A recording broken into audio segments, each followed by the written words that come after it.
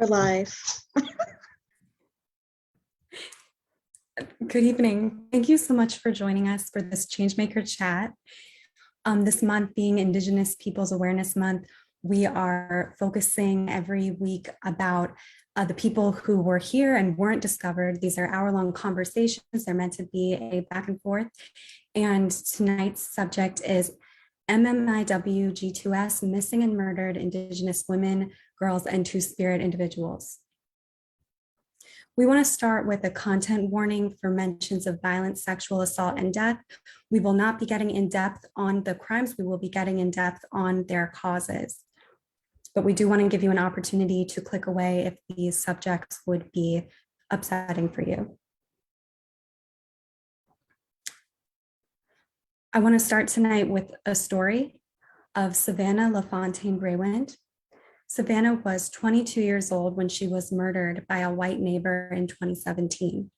Savannah worked as a nursing assistant, hoping to qualify for elder care. She was a member of the Spirit Lake Nation. She lived with her parents and brother in North Dakota and was excited about moving into an apartment with her boyfriend.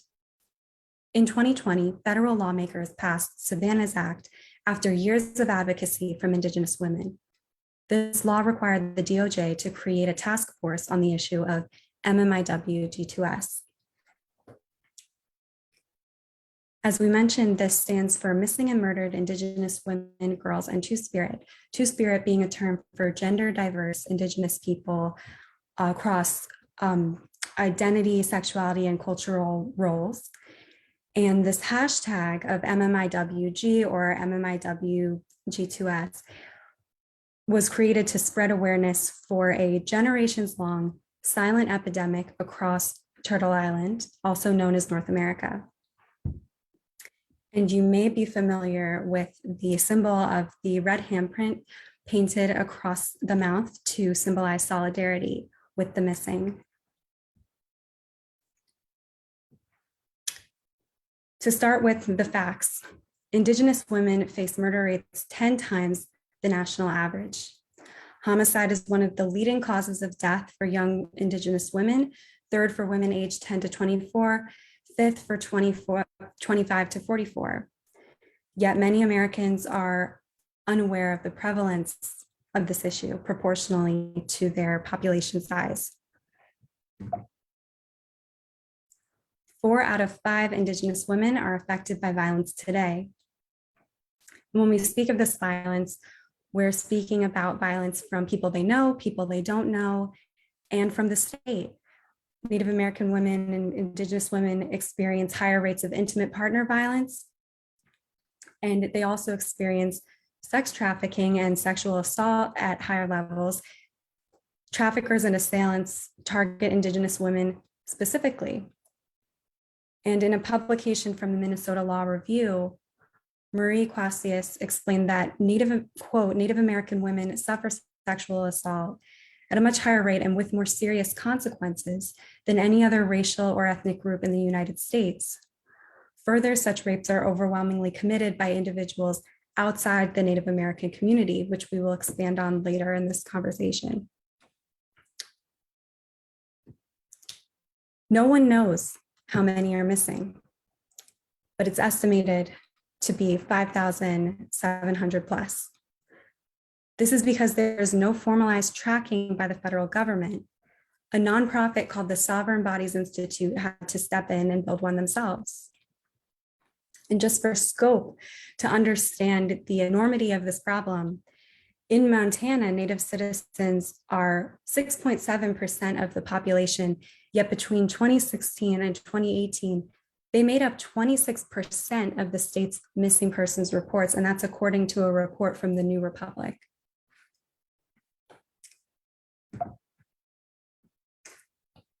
We can talk about the reasons why, and we will, but we want to first stage set here with the general expectation that this is a systemic issue that started when Columbus first made contact with this continent.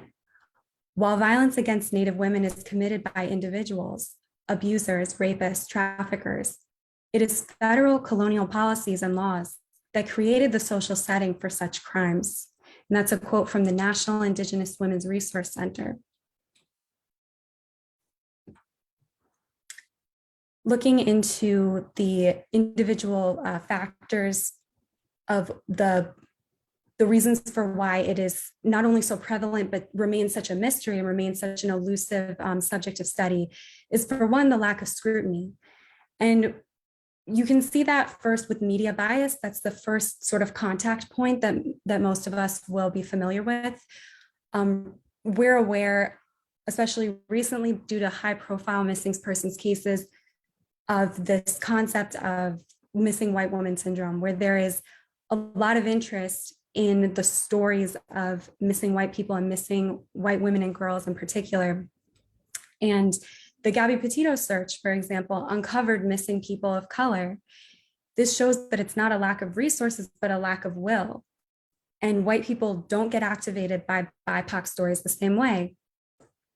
Speaking to white narrative framing, that we tend to minimize and deflect these situations, labeling the missing as having bad life circumstances. And there tends to be this assumption among white people of, spoken or unspoken, there is a feeling of, well, if it were me, I simply would not get murdered. There's this sort of hubris around it.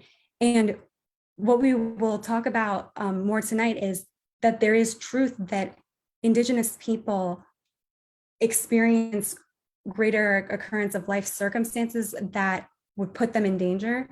That all ties back to the original violence and genocide that they experienced, and that is ongoing today. And you can see that it shows in the numbers that 95% of MMIW cases were not covered by national or international news media. Something like over half of missing persons coverage in the media is about white women, and that is not proportional to the number of white women missing. But the media doesn't solve cases. It can put pressure on law enforcement, and it can reveal biases, and it can assert biases, because what we consume, our information diet, the stories that we tell and are told, that definitely has to do with bias. That definitely has to do with racism and all of the interpersonal violence that then becomes state violence. But this does come down to those who are charged with the responsibility to protect and serve. So there's also legal bias happening here. And legal bias can look like anything from indifference and ambivalence to outright criminality, because sometimes the police are the perpetrators. These aren't all cases of intimate partner violence or stranger danger. In fact, Indigenous people experience the highest rate of police brutality in the country. And as of 2019, there were 40 cases of police violence in the MMIW database maintained by Sovereign Bodies Institute. In addition to these more obvious cases of state-sanctioned killing, where someone, an individual with agency caused death, we can also see other forms of state violence where a lack of care led to death or led to finding someone taking longer or them not being found, in cases where time is of the essence. And this happens due to lack of coordination between governing bodies. So there are some particularities when it comes to the law. There are jurisdictional barriers to litigating these cases because of the fact that there are different privileges afforded to law enforcement within tribal lands and federally. And there are times they need the assistance of the federal that they can't get, or that there could also be lack of coordination and antagonism between different governing bodies. And it's only been in the past couple of years that advocates have begun to comprise databases in an attempt to correctly log these cases. And even until recently, police forms often do not have a form for tribal affiliation. So you have this issue of misclassification where you have Indigenous women being penciled in as being Asian or Hispanic.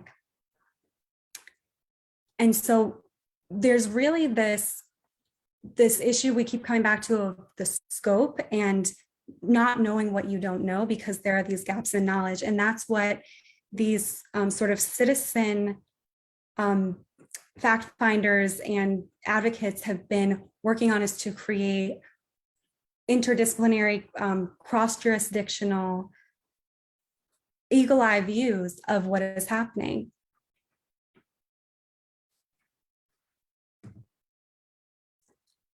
Now, this next section, I almost named lack of resources, but I like to be specific with my words. And when we say resources, we're really talking about cash. Everything we talked about tonight has to do with money, because you need, if you see in these nonprofits where people are offering their time to take care of it, they need donations in order to offset the time away from them being able to earn for themselves in order to do this. Everything comes back to getting people on the ground, feet on the ground, hands in spreadsheets, and getting eyes on this. This all costs money. And there has been a lack of funding to tribal justice systems. And because I do want to be very clear here, and because we've made our position clear here at Lancaster Changemakers that we are abolitionists, we're not interested in carceral answers to problems and bloating police departments more.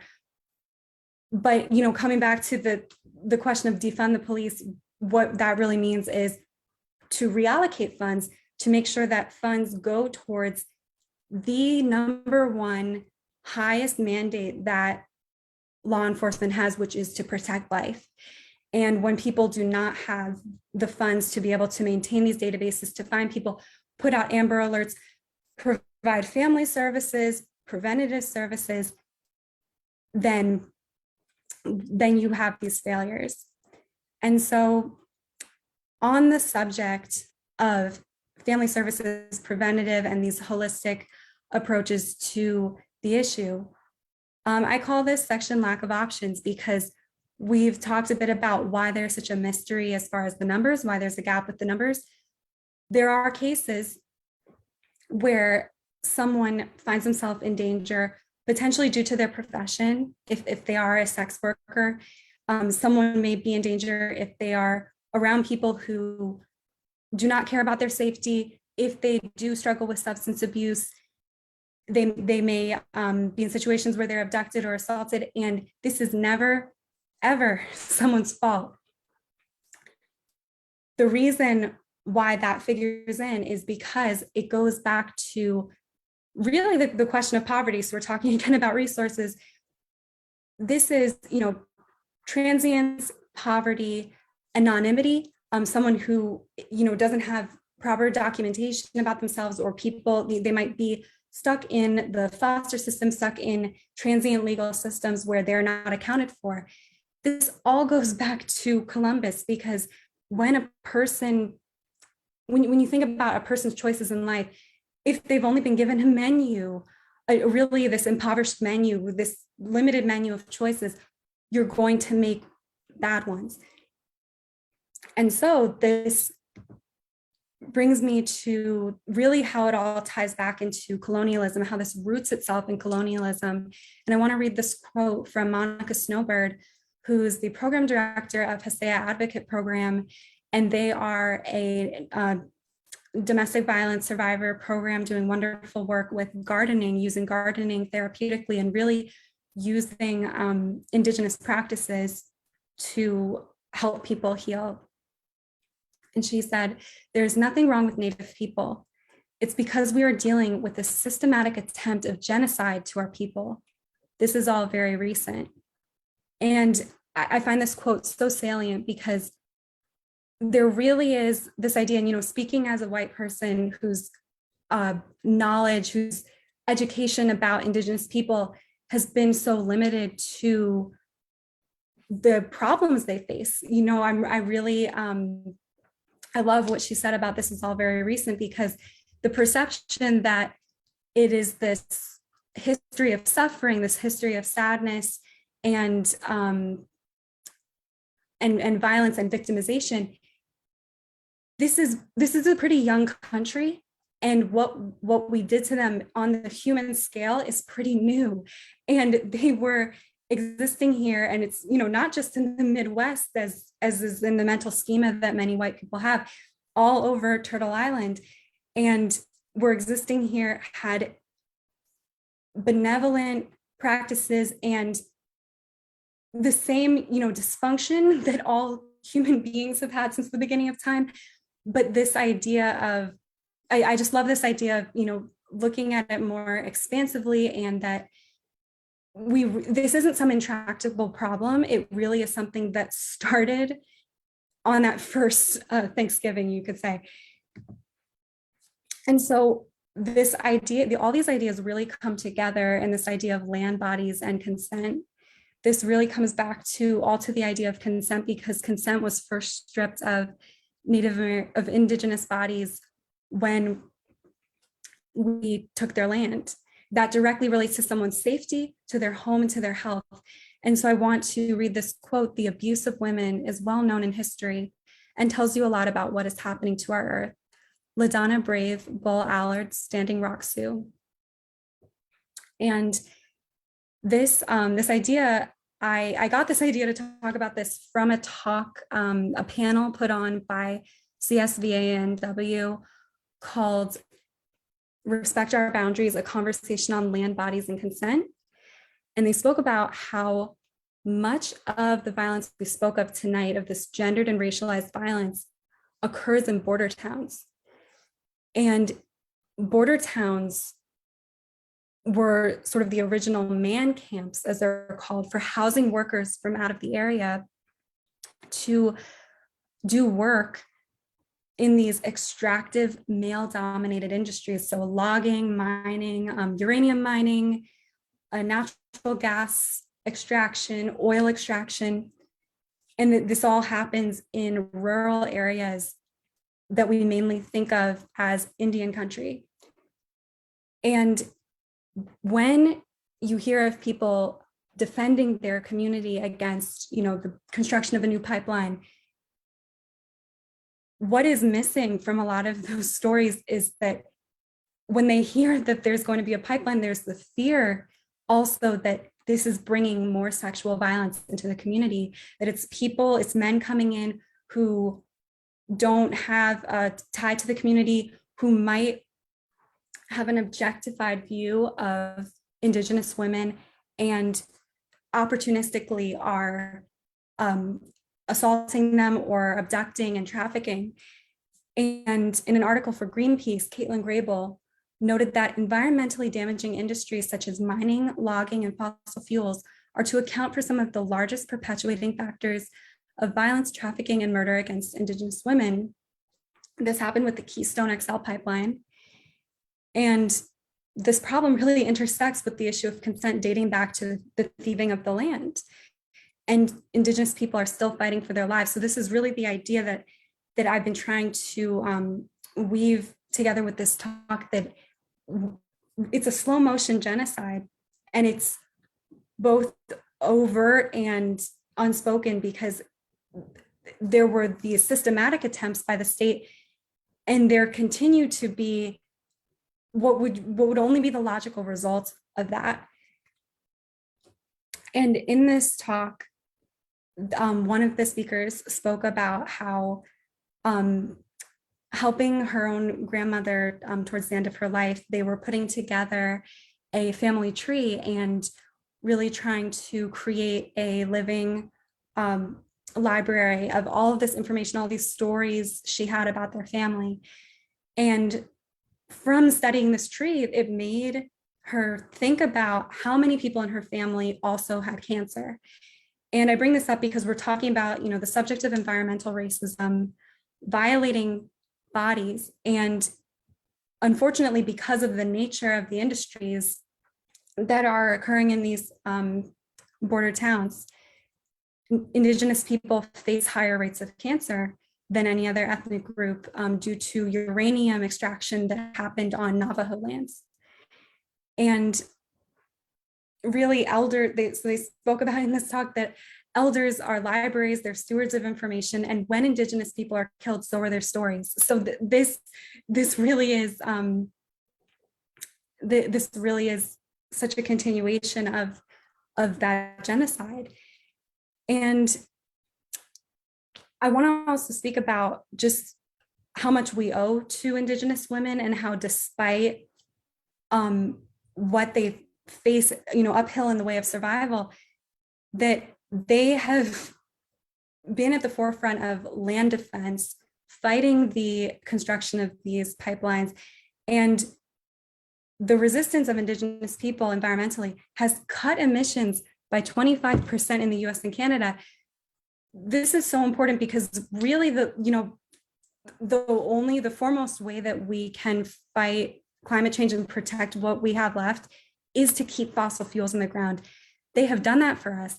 And it really is similar to the way that we discard Black women who have been at the front of so many social movements, who've been at the front of the fight for reproductive freedom, who have fought gerrymandering, who've saved us in really close, narrow elections, Stacey Abrams going door to door and bringing on so many voters, that we discard Black women and yet hold them up as matriarchs, relying on the strength that they've had to cultivate in order to save us. And I do want to, because such a big part of this is that we want to bring light to these issues because it's a niche and not spoken about enough, but we also don't want to go too much that way and make it so that the only time that we're talking about Indigenous people is when something's been done to them. I want to just highlight this woman, Abby Avenanti, who came up in my research. She was speaking to NBC News about this issue and these intersections going back to settler colonialism. And I want to highlight her because of the ways that she represents, I think, all the multidimensionality of the Indigenous woman. She's the chief judge of the Yurok tribe in California.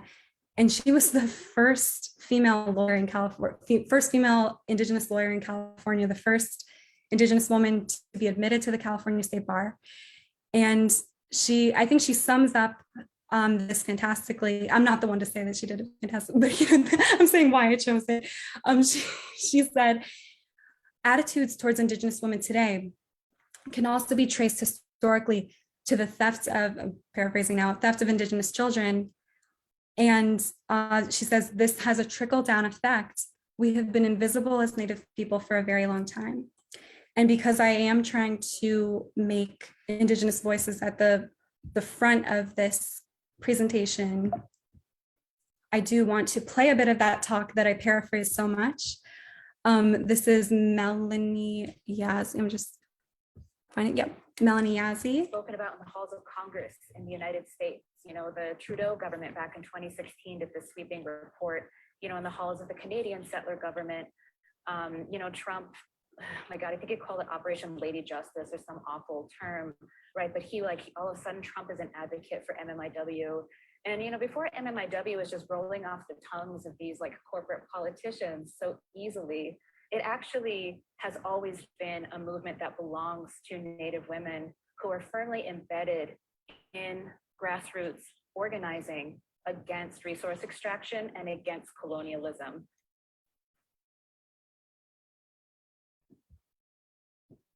Now I want to play another video, which is a TED Talk, a TEDx Canada, because we started tonight with a story that was cut short by violence. And we want to end on a message that Indigenous people are much more than the headlines. And that's why we're going to play a selection from this talk by Tamara Bernard, a speaker and researcher.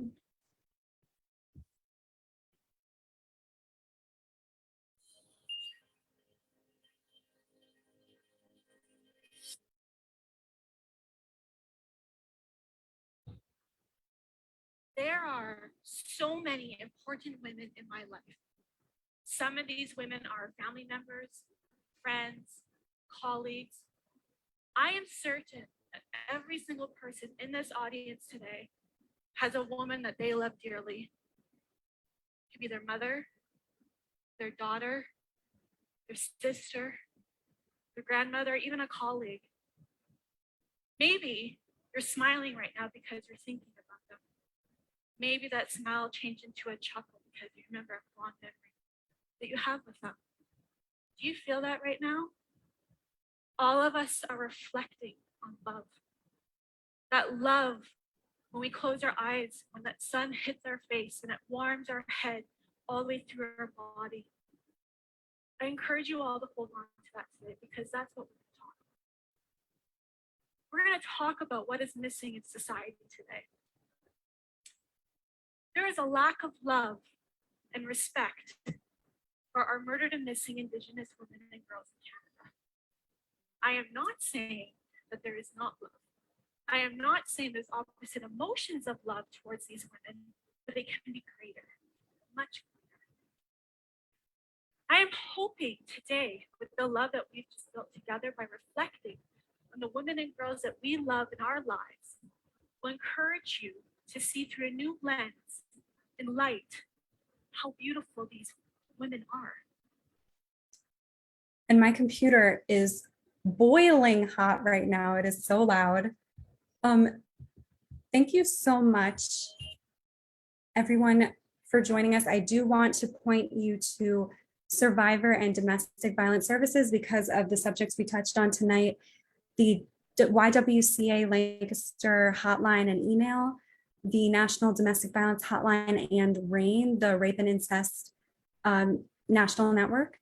And these are all 24/7 hotlines. You can speak to them no matter how much time has passed.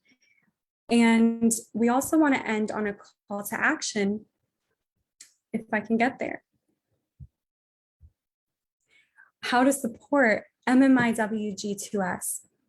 You can support these organizations, which we pulled from tonight for resources. They provide great resources. You can support by also visiting the resources and sharing them, just getting the conversation started, informing yourself, and don't let it stop with you.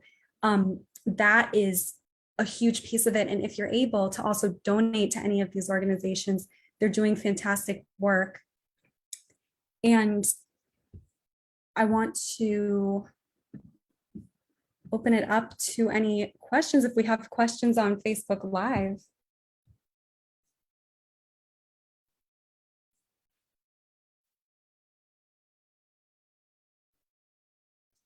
And I also want to hear from Sobeda because I missed her comment earlier. So it doesn't look like we have any Facebook Live questions coming in, but I wanted to thank Katelyn. She is one of our most dedicated members. It was a somewhat collaborative effort, this presentation. I say somewhat because you put in most of the work. I just put in some little stuff here and there. Really good stuff. But we just wanted to highlight this movement because it is so important for people to recognize that this is truly an epidemic within the Indigenous Native community in Canada and in the United States, that they're going missing and murdered. And I just loved the points and connections that you made, especially with Gabby Petito. Obviously, that case is very, very sensitive and it was very sensationalized and nationalized the way that that case came about. But through that, I think I read somewhere that like 9 other bodies were discovered in the area alone where they searched for her. So that's to say that there are people who are going missing, but but they're just not getting the attention that they deserve. They don't have those resources. They don't have that national attention or care. Obviously, they have loved ones that want to, know where they are, but because of, what I forget, what was it? White woman syndrome, Missing white woman syndrome. Yes, that it's only, focused on predominantly white people. If they're missing, that's where a lot of the energy is spent versus when it's a person of color. But still not seeing anything on Facebook. So I want to thank Katelyn again. Thank you to everyone who has watched. Please share this. We'll be posting a lot of these links and videos on our social media as the month goes on. Again, thank you. Thank you, everyone. Thank you, Sabeda.